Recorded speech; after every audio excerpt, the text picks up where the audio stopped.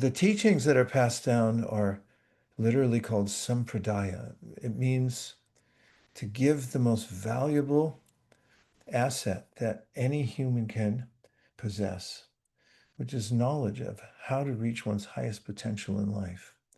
You may have noticed when you discover a great teacher or you're enrolled in a program that is giving you some sense of improving yourself, that you wake up excited, that you feel, I can really use my human potential, because that's what human life's all about.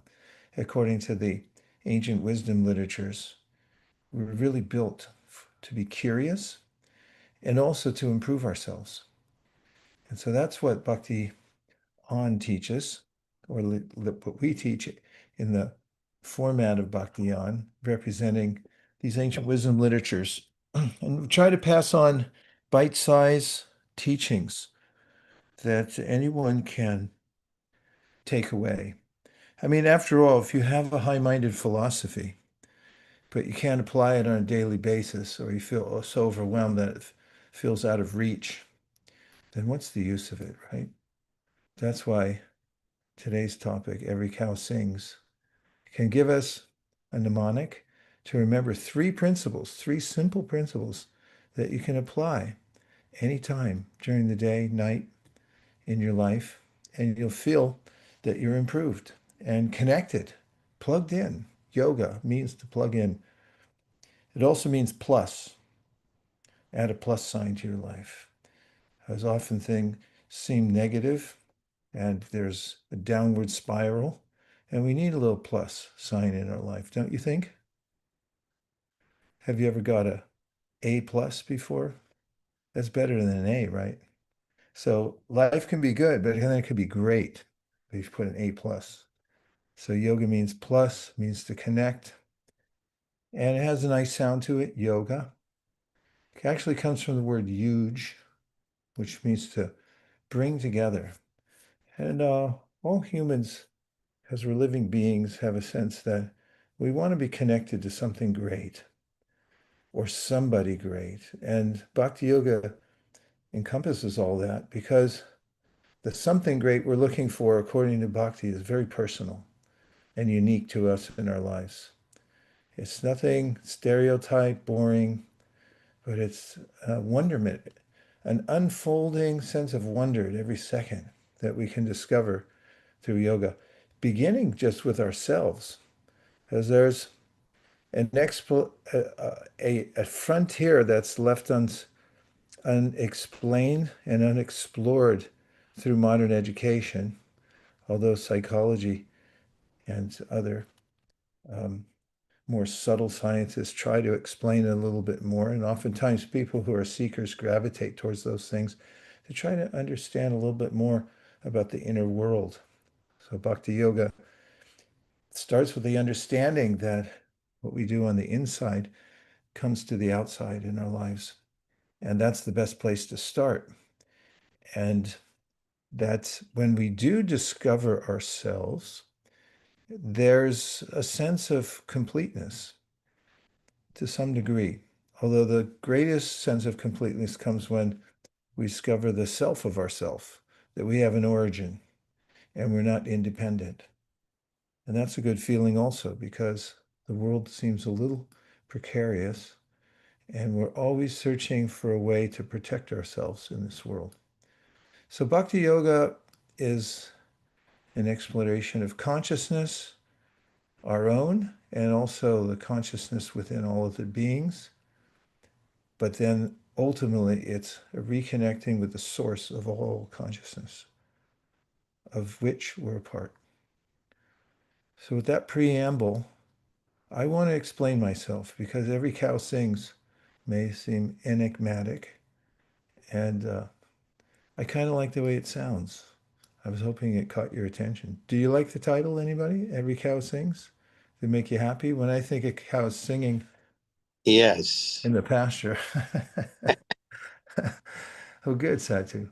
Okay, good. Well, let's Yeah. get the cows singing now. And let's take a look, JM, shall we, at the first slide? Oh, How rude am I? Why don't I see if anybody here has joined for the first time and Kota Karnataka wants to introduce that person or Vicky or anybody else who's invited somebody. Please go ahead, Ekachakra. Thank you so much. It's great to be here with you and everyone. We met Max last weekend in Mountain View. I believe, if my memory serves me, he's a voice coach, and we had a very nice conversation. And so glad you could join today, Max. If you'd like to say hello or anything, feel free. Thank you so much for introducing me. Yes, hello, my name is Max. And yeah, I'm a voice teacher at the Institute of Voice in Mountain View.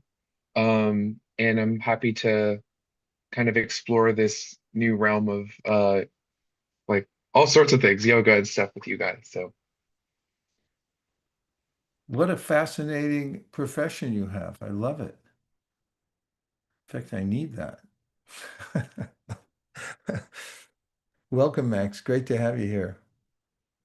Anybody else would like to introduce somebody or just say hey? Well, please feel free to interrupt me anytime. Oh, Yashita, go ahead. Hare Krishna Prabhuji. Uh, I'm joining for the first time. So just wanted to say, I'm from Waterloo, Canada. I met you when you came to Toronto for the book distribution seminar in September. So I was there 6 months back.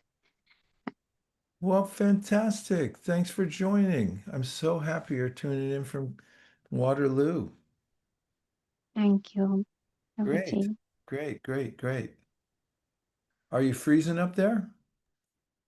Oh, yeah. Now it's very cold. Yeah. I was in Toronto for an ice storm and it was really fun. We couldn't go out for about 4 days and all the electricity was off. It gave us a new vision of the world because when all the electricity turns off, then you have to use candles and flashlights and things like that. It was kind of intimate and fun. Well, I'm really happy to be reconnected with you. Thank you so much for coming. Thank you.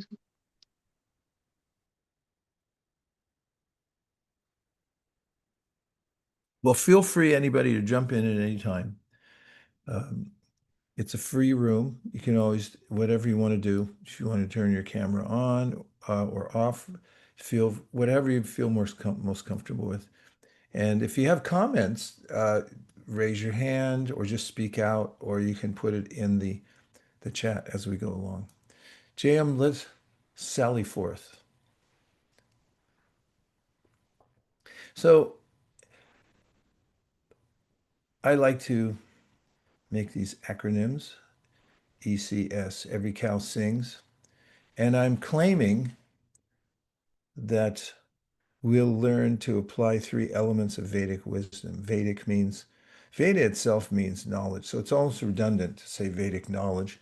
There is a kind of context to it. There's these scriptures that were written thousands and thousands of years ago, like the Upanishads, that point to the ultimate goal of life being something beyond just eating, sleeping, mating, defending, maintaining ourselves, and so forth. And they give clues how to understand the difference between us and the body. And ultimately, they give what is a great upgrade to our lives by pointing to spiritual techniques. So let's go into the first one. The first one, as I'm claiming, is an element, is E for energies. And one of the ways that the Bhagavad Gita guides us is to define various energies that we encounter in the world. One of the overwhelming aspects of many people's lives is due to expectations. We could say false expectations. For instance, I might have an expectation that I could live forever. in the same place, same house, same country, same body.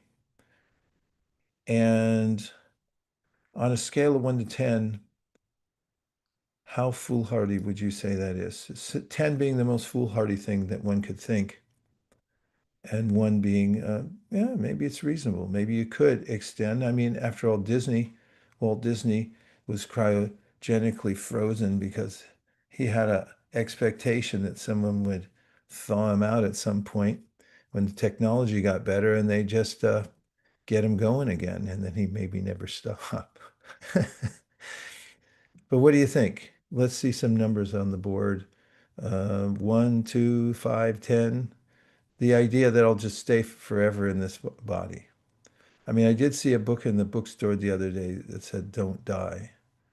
And I looked through it and I didn't see anything that was going to guarantee that. 10, 10. Okay, thanks. I get a little support here. I'm going to try to lobby a little harder next time. Denise, go ahead. Was the book How Not to Die Yeah, by Gregor, by that's Dr. right. Gregor? Was that the one? Because he's like a bestseller right now. With a title like that, why wouldn't he be? I read his first edition, but in Ayurveda, to get back to your question of how not to die or whatever, in Ayurveda, if you use Ayurveda, and Ayurveda encompasses yoga and bhakti, um, it teaches you to live to 100. Okay. Well, that's really good news. I would say, just as a side comment, that that's well short of forever. True. But you just brought up that book, How Not to Die and everything. So I had to bring it all together. All right, all right. So they should have a caveat on that cover, maybe, until 100. Yeah, until After 100, all bets are off. or you said that there was nothing that that caught your eye. That's because you didn't talk about bhakti love and Ayurveda. Okay, I'll integrate the two. Ayur means lifespan, and according to the Yoga Sutras, along with our birth, we get a little tag somewhere. I don't know where it is. I couldn't find mine that tells you how long you're going to live. I looked in my car and my pockets. I couldn't see it. But there's no guarantee. And there are ways of living to fully take advantage of the body and the mind by keeping in harmony with the world. And Ayurveda is a well-known medical science that goes back thousands and thousands of years, and it's to upgrade your lifestyle.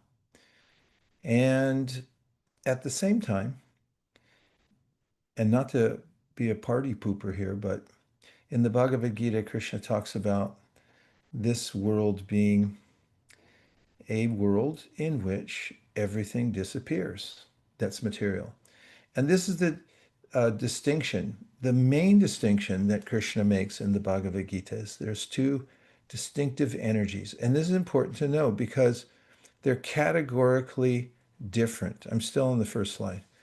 They're categorically different. And so if I think that I can stay in a position here in this world forever, then I'll be disappointed.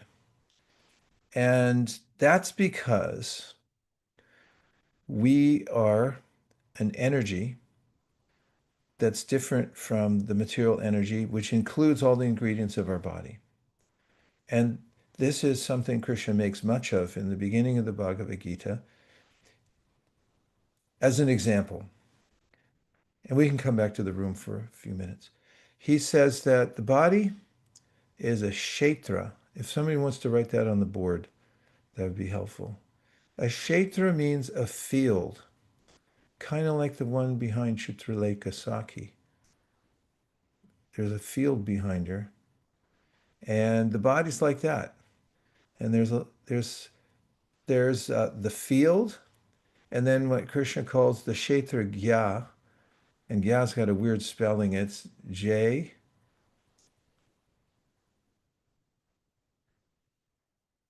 and with a squiggle over it and an A. And you know why the word no, K-N-O-W, is spelled so oddly, which I discovered in around fourth grade when I protested when the word N-O and K-N-O-W were pronounced the same way. And then my mother had to sit me down and talk to me about the origin of language. But it's because it comes from Sanskrit. Gya or gyan, know, means to know something. And that odd spelling, J-N-A with a squiggle, is cognate with the word know, to know something. Now, who can know something? A stone can't know anything, because a stone is part of the categorical energy that doesn't know anything.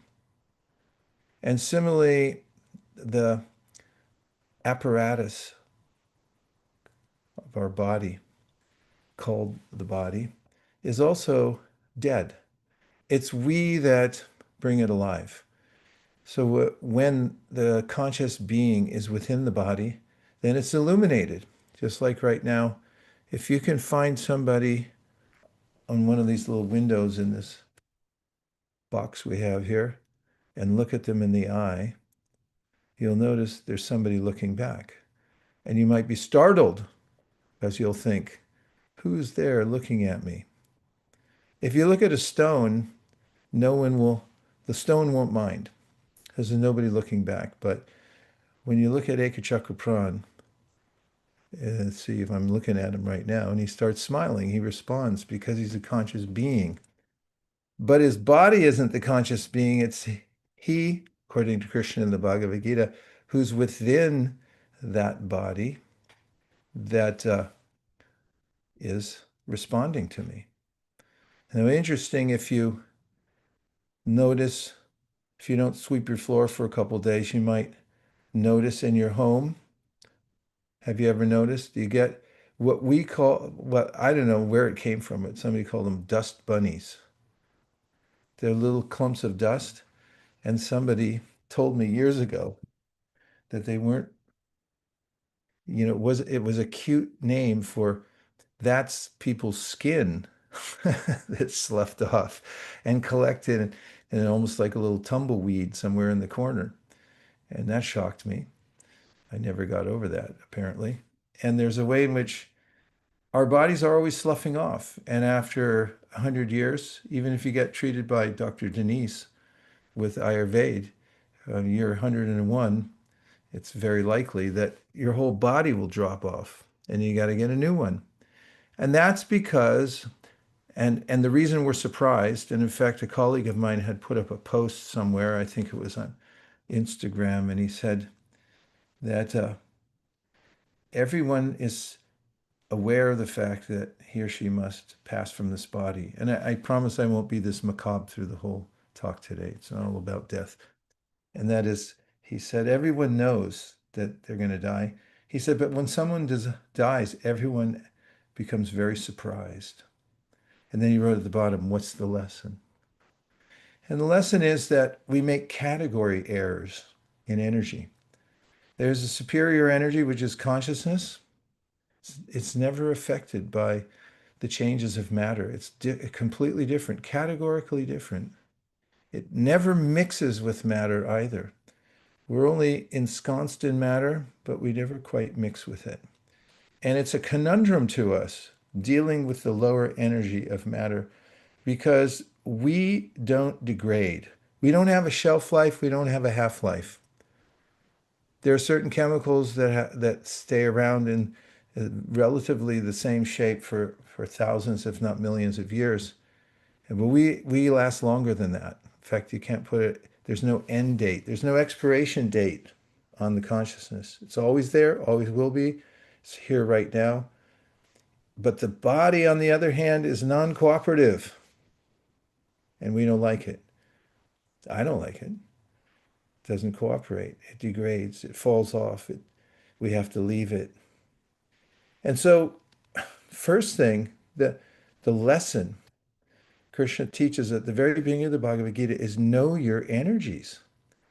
If you get mixed up and you make a category error and you say the body equals the self, you're going to get not even an F plus on your test. You're going to get a straightforward F, maybe even F minus. Have you ever got an F minus? You got to try for that one. Chuck, have you ever given an F minus to anybody in your class? Uh, Probably once or twice. They had to work for that, right? Yeah, it's not Well, easy. Krishna says in the Bhagavad Gita, if you mix this one up, if you make this category error and you say body equals self, F minus, you just failed the whole test. So he tries to bring us to this awareness, which can change everything when we see the difference between the kshetra, which is a field, and the kshetragya, which is the knower of the field, and we can see the difference between the two. And we can do this. It's not a stretch. It's just that nobody takes the time to take a look. For instance, I have this app that I'm playing around with. It's called Equa because we're supposed to talk to Dr. David Cresswell, who's runs the Department of Meditation at Carnegie Mellon University. And it was supposed to be this morning at 9:30, but because of the severe weather, he missed a flight and he couldn't meet us this morning. But I was playing around with his app and I started doing some of the exercises in his app. One of the first ones was to sit quietly. It guided me through and just notice the sensations in my body and see if they felt good, bad, or I was indifferent and just observing them. And just, it was only for 5 minutes, but when I took the time to do that, I became aware of the sensations in my knee, in my shoulder. I could become aware of my breath. And then I became aware that I was the one who was aware of them. And suddenly I felt I was in the present moment, suspended. I wasn't thinking of anything. I was just feeling the sensation of the body that I'm ensconced in. And if I take it a few steps further and become aware of my intelligence and just be observant, introspective, good word for this, I can notice that I'm the noticer. That's a big step because normally I'm looking at the world and I'm thinking that I'm the same as what's going on in the world, my life situation. Everyone's in some kind of situation. I identify as myself. And when my life situation changes one way or another, I become happy, sad, and so forth. I'm carried away by it. But the first step in knowing what the energies and knowing that I'm the energy that's observant and the body is the energy that's observed and it can't observe me back.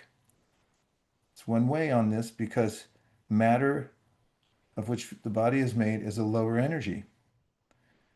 So E for energies. And every cow sings. If you can remember not to make category mistakes, you stay out of a lot of trouble and anxiety in the world.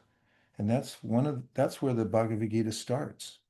That we may start with the wrong equation. For instance, if I say, I am my body, solve for X. Well, no matter what equation we come up with after that, it's going to be wrong because we started with the wrong premise. So part of understanding the categories of energy in the world, higher and lower, and learning which one to identify with, and being observant that I'm not the lower energy, I'm part of the section of higher energy.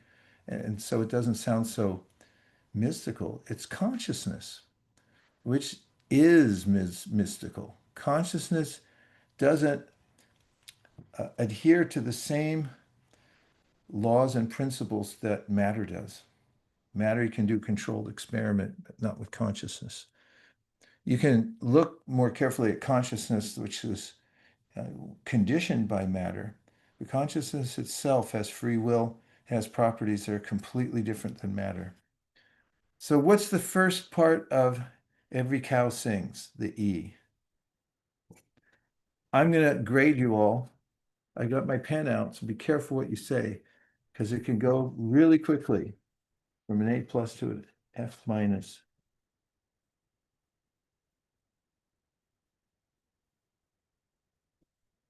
Good. We're getting a lot of A pluses here. Well done, everybody. Energies.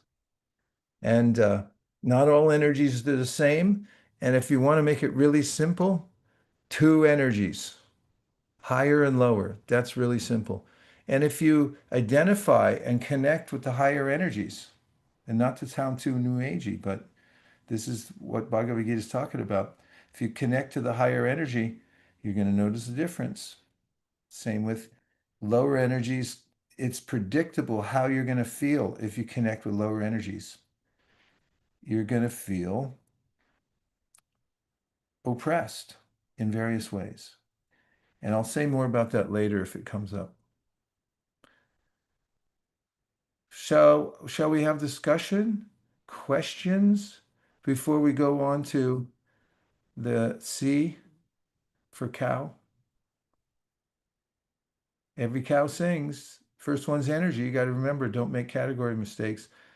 Uh, who has a reflection? Anything you want to say? Vaishshekadas, this is stupid. Whatever you want to comment, please go ahead. Very, Eddie, very good.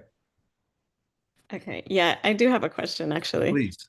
Um, is the Gita essentially saying that like consciousness is fundamental in the sense of like, like materialism, basically consciousness being like the source of everything? Yes, I can make that work. Here's how. Because one of the first statements in the Vedas, a premise, goes like this: Janmadyasha yataha, which means that everything comes from one source. This is one of the basic principles. Everything is an emanation from one source. And then it describes what's the nature of that source. It's called, and I'm using these Sanskrit words for some kind of authenticity, abhigna and swarat. So abhigna means that it's not constrained by any normal law. And swarat means that. Swarat means it's independent. Swa means self, and swarat means self-determining. It's completely free, not constrained. And abhigna means fully conscious. So our source is fully conscious and completely independent. Now, who are we? And this is a subcategory of energy. I said two energies, but actually they're multifarious energies. And so this is a really interesting, subtle point. I'm glad you brought it up, because who are we then if we're conscious? Well, sometimes people make another category mistake, and they say, well, I'm conscious, therefore, comma, I'm God. That's also another category mistake. Because although we're conscious and although we have independence, it's minute. And how could we explain this? Well, just like the sun. The sun is one thing, it's light. And there are different parts to the sun. There's the sun itself as an entity, the whole concept of the sun. And then there are the parts of the sun, and one of the parts is the rays. You could say the emanations are particles, photons. Now, if a ray of sun comes in your room, you could say, the sun's in my room, and everyone would understand you. But if the whole sun was in your room, you wouldn't have anybody to talk to or a human body to talk about it, because you would be vaporized, even if it moved an inch closer than where it is now. So these ancient wisdom literatures give very precise understanding about us as conscious beings. In quality, we're exactly the same as our source, but in quantity, we're minute. And so our independence is minute. We're not free to do anything we want. We're not completely unconstrained. But we do have free will, unlike a stone. So we're different from matter. And we're also the same but different. As they say in Thailand, same, but different from our source. And there's a term for that, and somebody can write it in the chat box. It's called Achintya Bhed Abhed Tattva. So tattva means one of the basic truths, a foundational truth is a tattva. And Bhed Abhed means divided but not divided. And achintya means inconceivably, we're both same and different from our source at the same time. Did I fully confuse you, Hetty? Is that good? Did it help? Yeah, it did. Okay, great question. There's achintya bhed abhed tattva, simultaneously one and different. That's energy talk. We should start a show called Energy Talk. Uh, let's see what other comments you have, questions, curiosities, complaints so far. Denise, please go ahead. I just wanted to say something happy in this confusing world right now that I lived in Switzerland and the cows do sing. Not only do they move, but they ring their bell afterwards.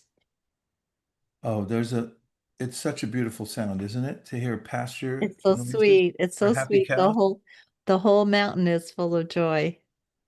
Oh, have you been down to Bhakti Farms? I haven't.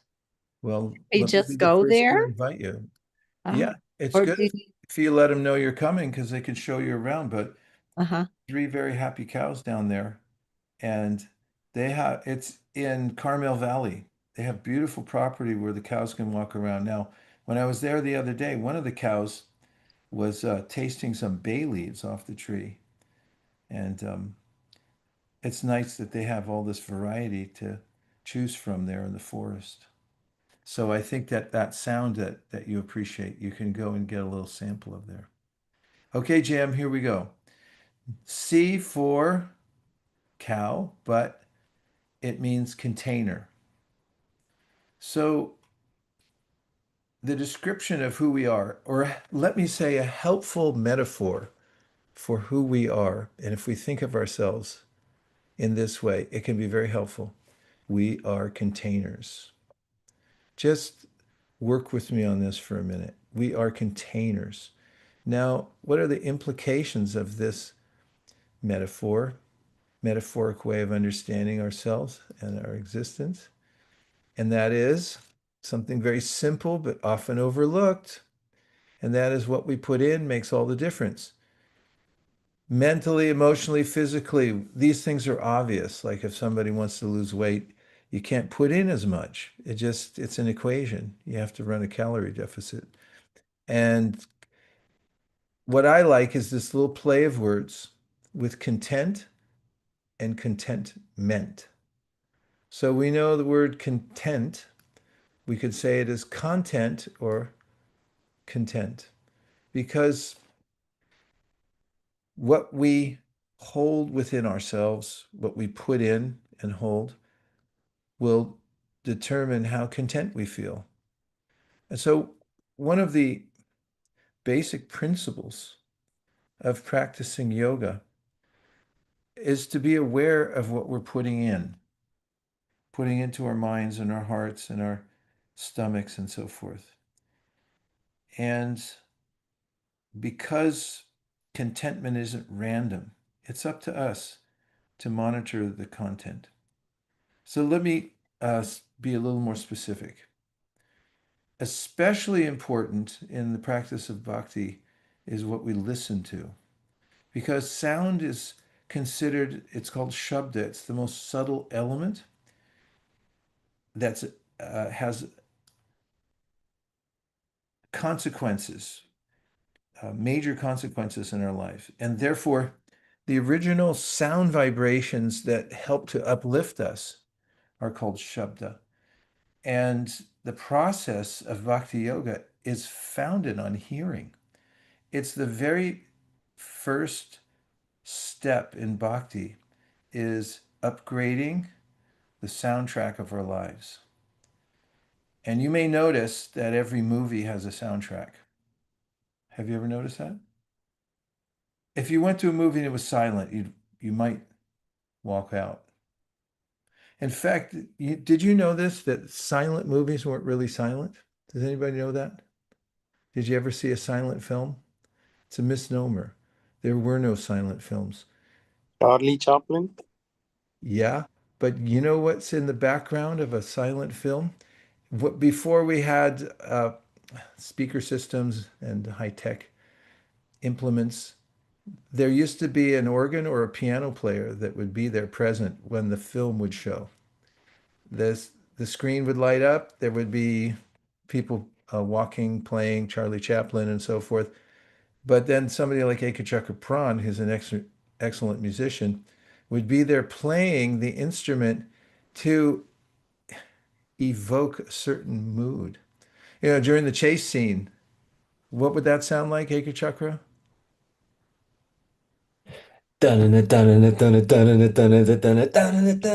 Pow.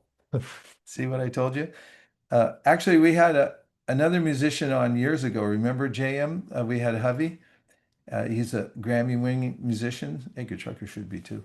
And they had we had him at a piano live, and we invited the audience to prove this point that music is evocative. It brings out emotion.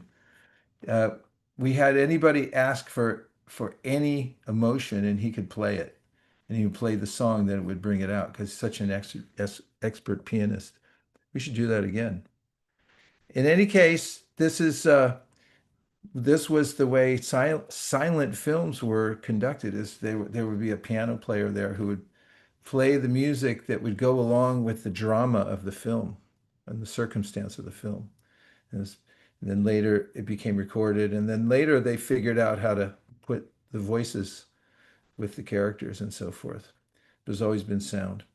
So sound is highly consequential, and nowadays, if you get into a movie, you could tell in the first 3 seconds if it's going to be a drama or it's a comedy or kind of a drama comedy, or you can tell by the sound of it. And the period piece that they pick is, you know, they try to emulate a certain, if you hear something from the 70s, you're going to go, oh, I know what era this is because of the music. So hearing and the sound vibration that we hear uh, in Bhakti is the first step, and there's a difference in energies of sound. There's spiritual sound and there's material sound. Just like there's the material energy and spiritual energy, consciousness. And there are sounds that uplift the consciousness and connect us to our higher self and to the origin of ourself. And these are referred to often as mantras. They're little sound packages that come from a higher realm. And when we open them in our lives by chanting them, then we're actually directly connecting to the conscious world. And they're transrational. They go beyond just the mind and the intelligence that we have in this world. And that's how direct the practice of bhakti is. Now, if we pour in all kinds of other sounds, guess where they go? Well, let me tell you a little story. I was walking in my adopted hometown here, Burlingame, California, some years ago, and I was carrying my bag around because I like to carry around the neighborhood just to attract attention because people always look at my hand. You see, I have on my hand here my bead bag with my beads in it. When I walk around and chant, I notice when people walk by me, their eyes kind of follow my hand. I wonder what they're thinking. In any case, as I was walking and chanting, I saw the storm drains. I noticed for the first time many years ago when I was walking past the storm drain, there's an emblem above each one of them. It has a picture of a fish on it, and then it says, "No dumping drains to bay." And what happens is, since we're so close to the San Francisco Bay, all water ends in the bay. And if, let's say, somebody thinks, well, it's no big deal, I'll just pour a can of antifreeze down the hatch here. Uh, what happens is it ends up in the bay. So then I started thinking, these ears are just like those storm drains. And I thought if I were to get a tattoo or two tattoos, I'd put them right here. And I'd get that little emblem with the fish and I'd put it No dumping, drains to bay. Because what happens is whatever we put in here, it drains to the bay of our heart. The heart is the seat of consciousness. So you may notice if you hear something like breaking news means it breaks your concentration and it breaks your heart. And it goes right to your heart, and then you feel upset. And so, this principle of sound vibration, remembering we're containers, be careful what you put in there because it's going to stay. All that antifreeze people pour down the drain, it goes in San Francisco Bay, gets into the ecosystem. And similarly, everything we hear, deliberately or not, it goes into our ecosystem. And there's a way in which we're affected by that. And if we're careful and deliberately take spiritual sound on a regular daily basis, then we'll notice that we are happier, we are well situated because we can see I'm not my body. There are immense benefits that come from this. And it's not complex.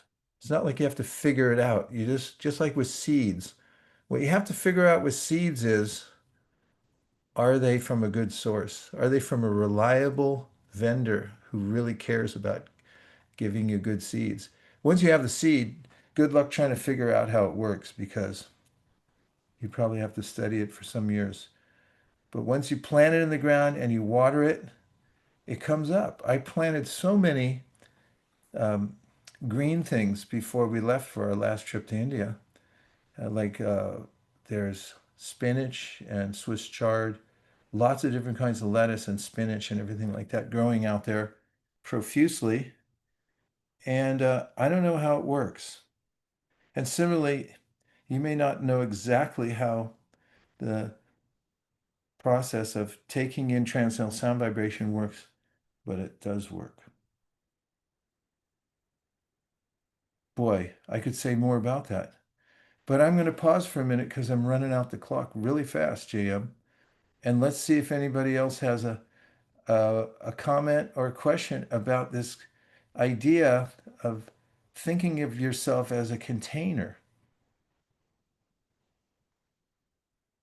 And content. The content you put in will determine your level of contentment. Useful meter. Scale. Oh, Kotik put a fish. That's helpful. Thanks, Kotik. That's getting creative now. Thank you very much. He also mentioned mantra is equal to sound packages. And Kotik said mantra equals sound package. Yes. How'd you like to get one of those delivered by Amazon Prime? You come to the door and you open it up and a mantra comes out. Oh, well, that's what it's like. You deliver yourself a little package. What do you got there, Charles? Is that a package of mantra? Organic protein. Okay. Good things come in nice packages. Okay, Yeah. Denise, go ahead. Oh, I was on Substack a couple days ago and I bumped into this story by Thich Nhat Hanh, and it's about what you're talking about. Can I just read it real quick? Sure. So, a Buddhist monk asked his students, if you're carrying a cup of coffee and someone bumps into you, why did you spill the coffee? Each and every one of his students said, because someone bumped into me. No, he said, the reason why you spilled the coffee is because that's what you were carrying in your cup. If you were carrying water, you would have spilt the water. Then someone said something profound. Whenever life shakes you up, whatever you're carrying is going to spill out.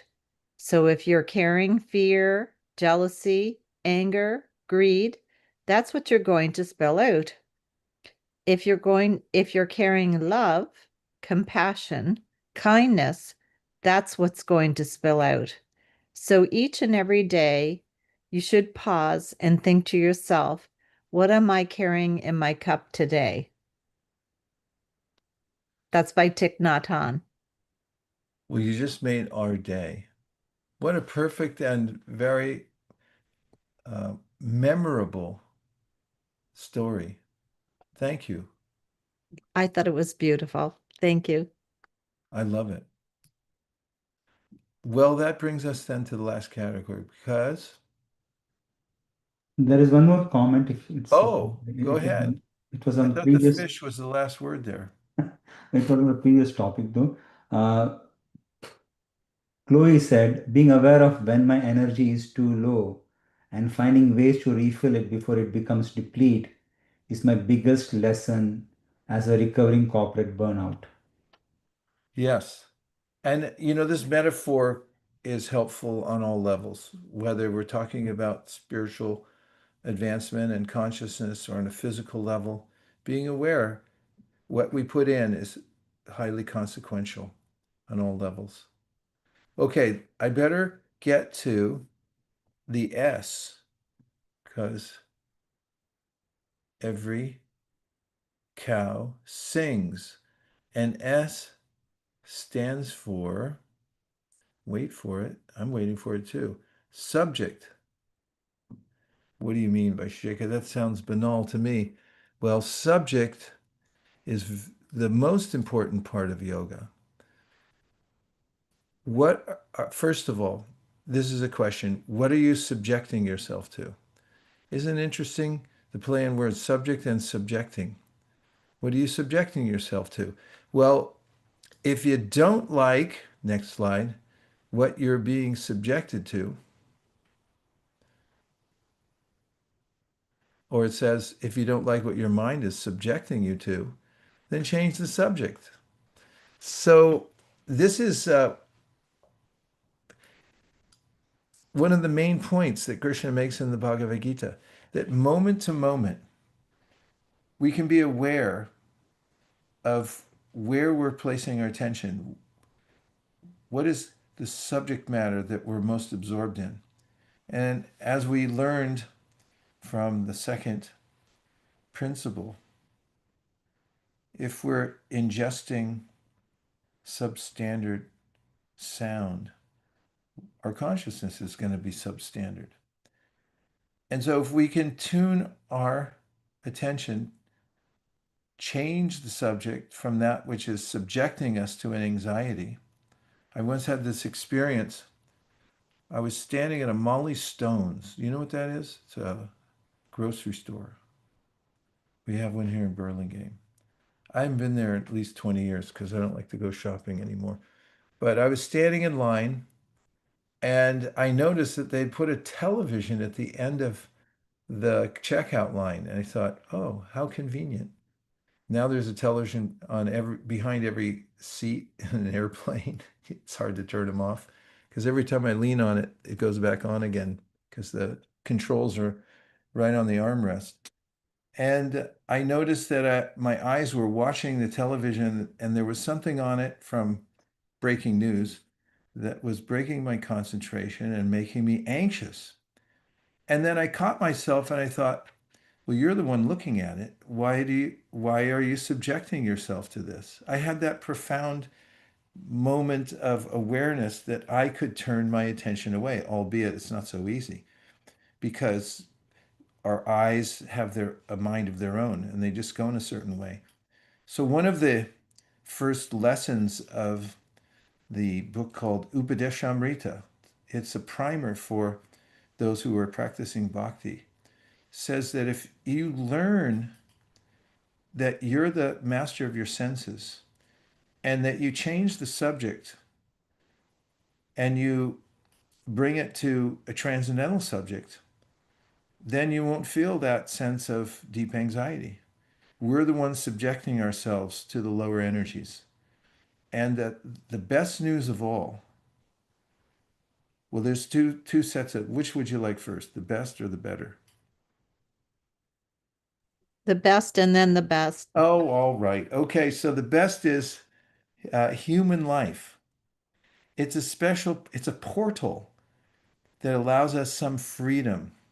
Beavers don't have that much freedom.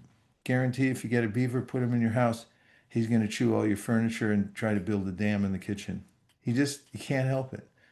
Humans can help it. It's not easy. I'm not saying it's easy, but humans have the potential to change their habits, change the way they're thinking, and to change the subject. That's the main thing.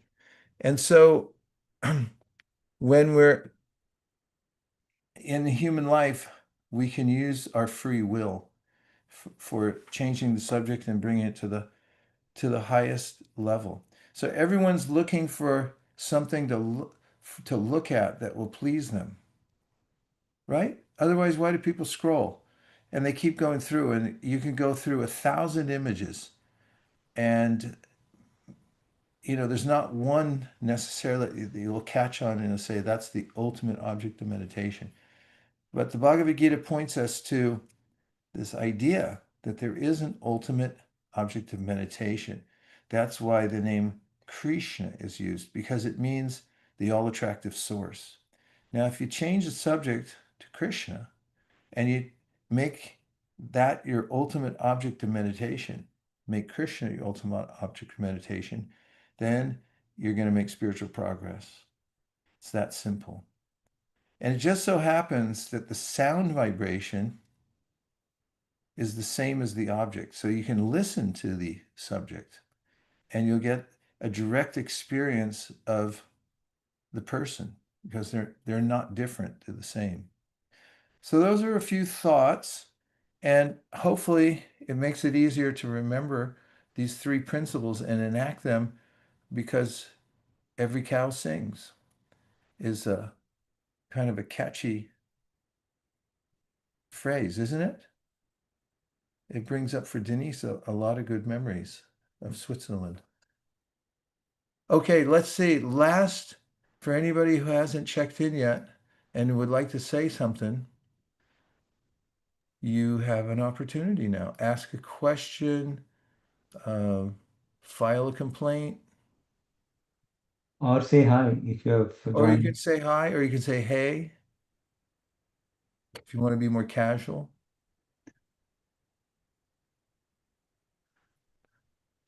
Um, I just wanted to check that app which you said by Carnegie Mellon University professor. Equa, Equa. How do you spell it? like, unless spell check wrecked what I put. There it is. I put it in the chat. Oh, you, EQUA, Equa. It's for equanimity. okay, EQUA. Okay. And on the container part, in one of the lectures by one Stanford professor who was talking about sports medicine, sports nutrition, he was saying that our body, all that we eat, it's only a stream. It goes into your body and comes out leaving, let's say, protein, carbs, fat, nutrients, vitamins, even water, hydration. They just get in and get out. And that's how the body maintains its containing a thing. You're talking about container in terms of the food or in terms of the wisdom, knowledge? Both. Both things. Obviously, what you eat makes a difference. Krishna talks about it in the Bhagavad Gita. He talks about foods in the mode of goodness, passion, and ignorance. If you eat foods that are in the mode of goodness, you'll start looking effulgent, and you'll feel lighter. If you eat foods in the mode of passion, then you'll feel passionate. And if you eat foods in the mode of ignorance, you'll feel slothful. So yeah, everything has an effect on us. The food we eat, and that's why bhakti yogis eat food that's cooked consciously and first offered to Krishna before they eat it, because then it takes on a transcendental quality, and it's just like eating a mantra. You can eat your mantra every day. Okay, Radhakripa, we have 2 minutes left. I have a Thank you. question. Question, yes, you're welcome. Yes, Thank you for joining from South India. uh, I was just wondering, like, what are the practical tips you can share when we get very deep into a conversation or a certain subject which we don't like, but you cannot get out of it? Your phone. And what can we Grab for do your to get phone like it's on vibrate, and you go like, okay, hold on, I'll be right back, and then just don't come back. Yeah, that's one way. And the other way, if people are complaining, then try saying something positive, and it always ruins the conversation, and they stop. Like generally, people start complaining about something, or just be straightforward and honest, and say that, can we change the subject?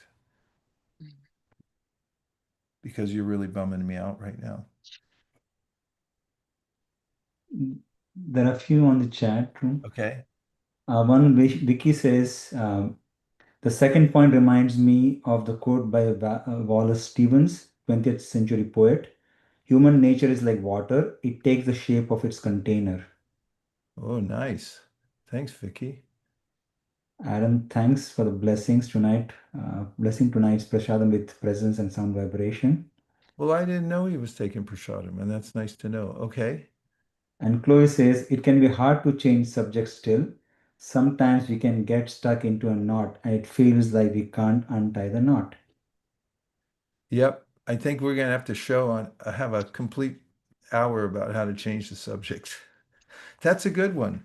We'll yeah, talk about how to change the subject because it is hard. And I did mention it. I'm saying these are simple but not easy. Like I said, when I was in front of the television, you may say, well, just stop watching it. And then, like, yeah, but my eyes, they keep going back to it. I notice that on airplanes when it's really dark. I don't put mine on, but I notice everybody else, my eye just keeps going back and trying to follow the storyline, even though I can't hear what it is. And so, the whole world's like that. The Bhagavatam says, when we come out of the womb, our senses are embedded in their objects. We have this direct connection. That's why we're compelled. We feel compelled, impelled rather, to interact with the sense objects. But there is a way in which, when we purify the senses, they still want to interact, but they do so in a pure way. We don't annihilate the senses. We don't stop the senses. They don't become nothing. Senses are part of consciousness. But we purify the senses so they take in the transcendental sound vibrations. Those who are advancing in spiritual life, they like to hear spiritual things. That's a sign that your ears are getting purified. You don't want to hear other sound vibrations, and you don't want to engage with other things that are of the wrong category of energy. And you can get those glasses now. I think they're souped up Ray-Bans. Have you seen those? You get them and then you can look out, and they should tell you. We should have some that you look out, they go like, that's the mode of ignorance. Don't look. There's passion. We should make a transcendental brand so people can see, like, yeah, okay, there's Krishna. Look over there. And that's what we have. That's what Bhakti Yoga training is. That's why there's a little discipline to the whole thing, is you have to be careful, change the subjects, and one of the ways is to surround yourself. Like I have a routine. Oh, I got to stop here. It's after the time, but I'll just say, go ahead, JM. You There's say, one question from Nikita. yeah. She's asked, I have a question. I volunteer a lot and I did give away in church. I usually work in community food pantry. So when I give food, it's non-veg food. I sometimes regret it because I'm giving non-veg, but at the same time, I know I can't do anything but just volunteer. Do you think this is wrong? Well, if you don't feel satisfied, it's probably a sign. And the thing is, don't stop giving away, but maybe replace it. If you live near us, we can give you prasadam and you can distribute that. We like to distribute prasadam.